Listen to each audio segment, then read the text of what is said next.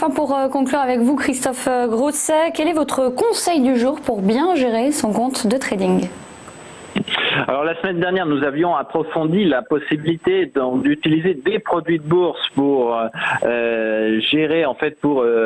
investir dans les 3 derniers mois de l'année, puisque on le rappelle, après 9 mois et maintenant complètement conclu, il nous reste finalement 2 mois et demi de bourse pour conclure notre année. Donc la majeure partie de notre performance est faite. Donc ça va être difficile de renverser la vapeur si elle est négative, et on va essayer de conserver notre performance positive si on est dans le vert. Donc on avait expliqué, et donc vous pouvez retrouver l'intégralité de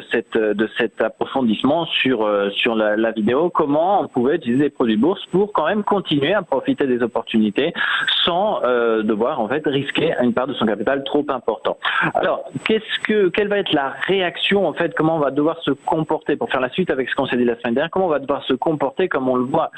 actuellement lorsque la volatilité retourne sur le marché, puisque depuis une semaine le scénario est donc fondamentalement changé, les marchés vont peut-être plus bouger, et donc que ce soit lorsqu'on va chercher à mettre en place une stratégie ou qu'on a déjà ouvert une stratégie directionnelle, notamment avec des turbos illimités, est-ce que on doit la faire varier? Alors la réponse est clairement oui, puisque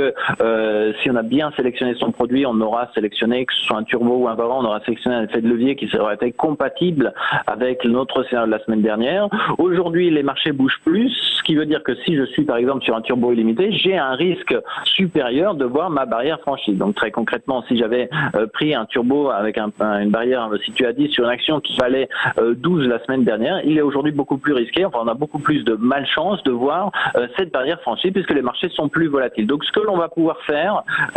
c'est le mécanisme de roller sa position. C'est-à-dire que nous allons pouvoir démonter en fait cette stratégie et la roller peut-être en choisissant une barrière un peu plus basse. Dans l'alternative, c'est-à-dire que si notre scénario est gagnant, et là c'est très important, c'est d'avoir on va en fait mettre en place une stratégie de suivi de la tendance, c'est-à-dire que si on est toujours sur notre exemple d'une action qui vaut 12 € et sur lequel nous avons notre turbo illimité avec un prix d'exercice, donc une barrière de 10,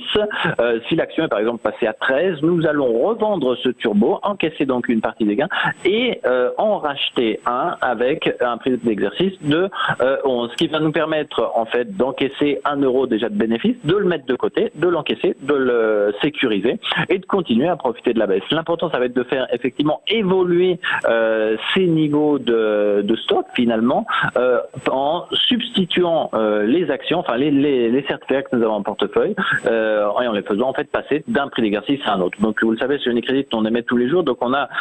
toujours en fait une gamme de produits qui va suivre l'évolution des actions et qui va vous permettre à chaque instant de pouvoir faire évoluer votre stratégie, que vous soyez haussier et donc que ça marche, que vous soyez dans le sens que vous avez choisi et donc que ça marche, ou que à contrario vous voyez votre scénario devenir de plus en plus risqué. Donc à ce moment-là, si vous en êtes toujours convaincu, il faudra se donner un peu plus d'espace. Donc l'importance de pouvoir chaque jour